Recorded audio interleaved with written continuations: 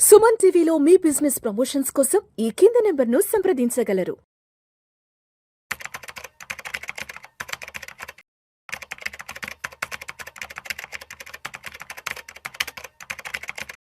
Hello everyone, I am Madhvi Reddy. I am certified financial planner as well as chartered wealth manager.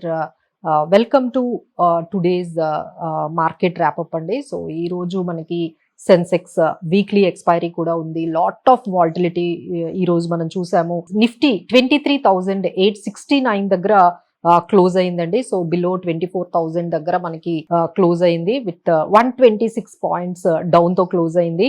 But ఒక టైంలో అయితే అది 23,800 దగ్గర కూడా మనకి రీచ్ అయిందండి. బట్ 23,800 దగ్గర మంచి సపోర్ట్ తీసుకుంటూ మళ్ళీ 23,869 దగ్గర క్లోజ్ అయింది. అలానే సెన్సెక్స్ 363 పాయింట్స్ డౌన్ తో 76,391 దగ్గర మనకి క్లోజింగ్ అనేది కనిపించింది. సో మెయిన్ ఇంత ఒక్కసారిగా మార్కెట్ లో ఇంత నెగిటివ్ రావడానికి ఏంటంటే టూ థింగ్స్ మెజారిటీగా మనం చెప్పొచ్చండి. ఒకటి ఏంటంటే మనకి క్రూడ్ ఆయిల్ అనేది మనకి మళ్ళీ $96, $95 అంటే అందరూ చెప్తున్నది ఏంటంటే $100 కూడా పర్ బ్యారెల్ ఇంటర్నేషనల్ మార్కెట్ లో వెళ్లే అవకాశం కనిపిస్తుంది అంటే దానికి మెయిన్ రీజన్ ఏంటంటే యుఎస్ హౌతీస్ హ్యావ్ అటాక్డ్ ఈ ఆయిల్ ట్యాంకర్స్ ఏదైతే సౌదీలో ఉండే ఆయిల్ ట్యాంకర్స్ ఉన్నాయో వాటి మీద వాళ్ళు అటాక్ చేస్తూ ఉన్నారు. సో ఆయిల్ సప్లైస్ అన్ని కూడా అలానే రెడ్ సీ మీద కూడా వాళ్ళు అటాక్ చేస్తూ ఉన్నారు ఆయిల్ ట్యాంకర్స్ మీద. సో ఈ విధంగా ఆయిల్ సప్లైని డిస్టర్బ్ చేస్తూ ఉన్నారు. సో ఆయిల్ ప్రొడక్షన్ ని డిస్టర్బ్ చేస్తూ ఉన్నారు. సో ఆయిల్ ప్రైజెస్ సో అందుకనే మనకి ఒకవైపు $90 కూడా ఒక టైంలో వచ్చినవి ఇప్పుడు మళ్ళీ $100 టువర్డ్స్ కి వెళ్ళిపోతున్నాయండి. మనమైతే $75 కూడా మనం ఒక టైంలో మనకి పర్ బ్యారెల్ కనిపించింది. ఇప్పుడు మళ్ళీ ఒక్కసారిగా $100 టువర్డ్స్ అనేది ఎప్పుడైతే మార్కెట్ లో మనకి న్యూస్ వచ్చిందో ఇమీడియట్లీ మన ఇండియన్ మార్కెట్స్ అయితే డౌన్ ట్రెండ్ మనకి స్టార్ట్ అయిందండి. ఎప్పుడైతే మనకి ఈ పెట్రోల్ మన క్రూడ్ ఆయిల్ పెరిగిందో అలానే రూపీ కూడా డిప్రిషియేట్ అవ్వడం మనకి ఇమీడియట్ గా మనం చూస్తూ ఉన్నాము. 96.57 అది కూడా టువర్డ్స్ $97 వరకు కూడా అంటే 97 రూపీస్ టువర్డ్ ఎగెనిస్ట్ డాలర్ కూడా వెళ్లే అవకాశం అది కూడా కనిపిస్తుంది. సో ఓవరాల్ గా ఈ నెగిటివ్ న్యూస్ తో మనకి మార్కెట్ లో ఈ రోజు ఈ బ్లడ్ బాత్ అనేది మనకు కనిపించింది. సో వీటితో పాటు కొంచెం డిసప్పాయింటెడ్ బ్యాంకింగ్ రిజల్ట్స్ కూడా మనం దానికి ఒక రీజన్ గా చెప్పుకోవచ్చండి. సో ఎస్పెషల్లీ పెద్ద బ్యాంక్స్ అండి అంటే లైక్ మీరు చూసుకోండి హెచ్డిఎఫ్సి బ్యాంక్ కానీ లేకపోతే యాక్సిస్ బ్యాంక్ ఇవన్నీ కూడా దాదాపుగా హెచ్డిఎఫ్సి బ్యాంక్ అయితే 8%, అలానే యాక్సిస్ బ్యాంక్ అయితే 7%. ఈవెన్ దో ఐసిఐసిఐ బ్యాంక్ కొంచెం మంచి రిజల్ట్స్ ఇచ్చినా సరే అది కూడా ఫ్లాట్ గానే మనకి ఉందండి. సో ఈ విధంగా హ్యూజ్ మనకి ఏవైతే పెద్ద బ్యాంక్స్ ఉన్నాయో అవన్నీ కూడా అంటే poor performance in the quarterly results తో రావడంతో అవి కూడా మన నిఫ్టీని కొంచెం డ్రాగ్ చేసేసాయని మనం ఖచ్చితంగా చెప్పొచ్చు. అలానే మనకి July 29th ఈ ఫెడ్ ఇంట్రెస్ట్ రేట్ మీద కూడా ఒక కమెంటరీ అనేది ఒక డెసిషన్ అనేది రాబోతోంది. సో మార్కెట్స్ లో వాల్టిలిటీ అయితే బాగా పెరిగిందండి. అండ్ యుఎస్ మార్కెట్స్ కూడా చాలా నెగిటివ్ గా ఫ్లాట్ గా ఉండడంతో అది కూడా మనకి కొంచెం మనకి ఇంపాక్ట్ చూసాము. ఇంకా ఇవన్నీ సరిపోలేనట్టు మనకు కొత్తగా ఇంకొక అంశం వచ్చింది, దట్ ఈస్ టారిఫ్స్ వల్ల కూడా ఫార్మా కొంచెం డ్రాగ్ అయింది. 100% టారిఫ్స్ అంటే మనకు August 2028 నుంచి 100% టారిఫ్స్ అంటే ఎస్పెషల్లీ డ్రగ్స్ మీద అండి. సో జెనరిక్ డ్రగ్స్ మీద టారిఫ్స్ అనేవి స్టార్ట్ అవబోతున్నాయి అని ఎప్పుడైతే ట్రంప్ అనౌన్స్ చేశారో మనకి డాక్టర్ రెడ్డిస్ ల్యాబొరేటరీస్ 10% వరకు ఈ రోజు మనకి నెగిటివ్ లోకి వెళ్ళిపోయింది. సో అది కూడా మార్కెట్ లో డ్రాగ్ చేయడానికి మనకి ఈ రోజు ఆ అంశం కూడా యాడ్ ఆన్ అయ్యింది అని చెప్పొచ్చండి. So this is tariffs bad news. ఒకవైపు ఈ క్రూడ్ ఆయిల్ కంటిన్యూస్ గా అంటే this is 12th day US continuous గా స్ట్రైక్స్ చేయడము అనేది.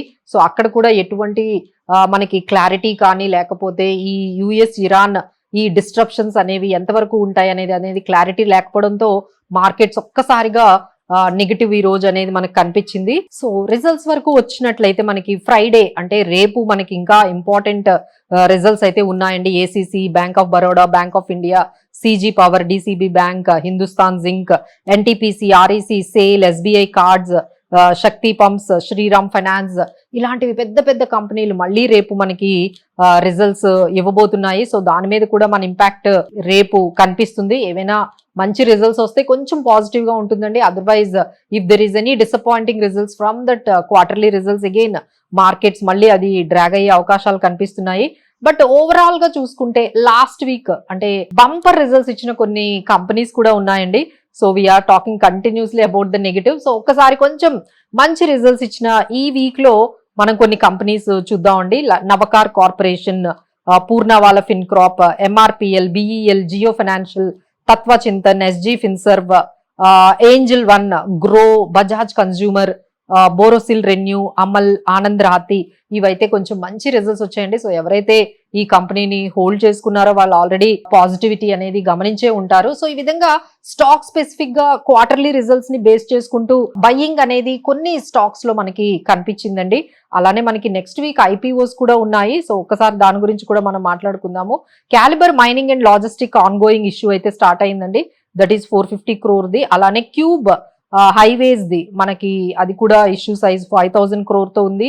Indo MIM 23 to 27th July వరకు ఉంది. అలానే Lohia Corp 23 to 23rd to 27th వరకు ఉంది.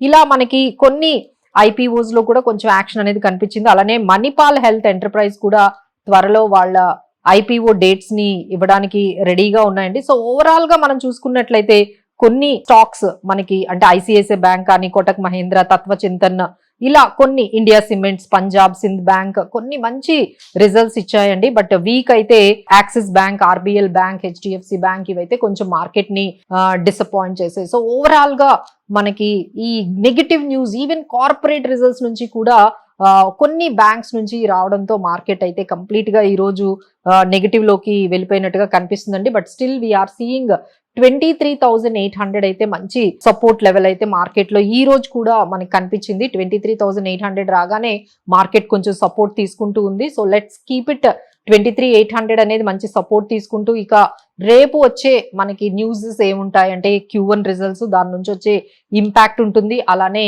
ఈ క్రూడ్ ఆయిల్ ఏ విధంగా వెళ్తుంది, మళ్ళీ $100 గాని వెళ్ళిందంటే that is again going to be a very weak point for the markets అని చెప్పొచ్చు.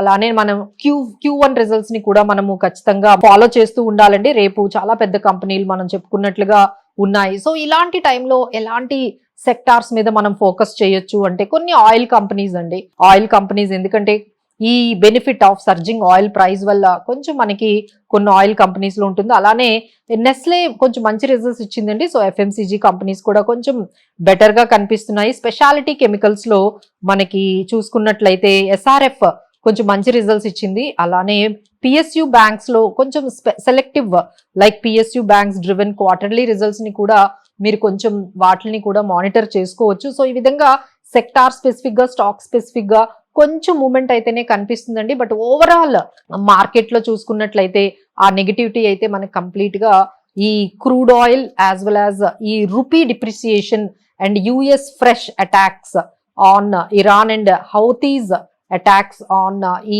ఆయిల్ ట్యాంకర్స్ మీద మొత్తం ఓవరాల్ గా మార్కెట్స్ అయితే నెగటివ్ లోకి తీసుకెళ్లాయండి. సో రేపు కూడా ఈ విధంగానే ఈ వాల్టిలిటీ అనేది ఉండొచ్చు. So 23,800 let's hope that will continue as a good support and we will see 23,800 and 24,300 ఈ రేంజ్ లోనే మార్కెట్ అయితే మనకి నెక్స్ట్ ఫ్యూ సెషన్స్ వరకు ఉండే అవకాశం కనిపిస్తుంది. Thank you so much for watching. Suman టీవీలో మీ పర్సనల్ అండ్ బిజినెస్ ప్రమోషన్స్ కోసం కింది నెంబర్ కి కాంటాక్ట్ చేయండి.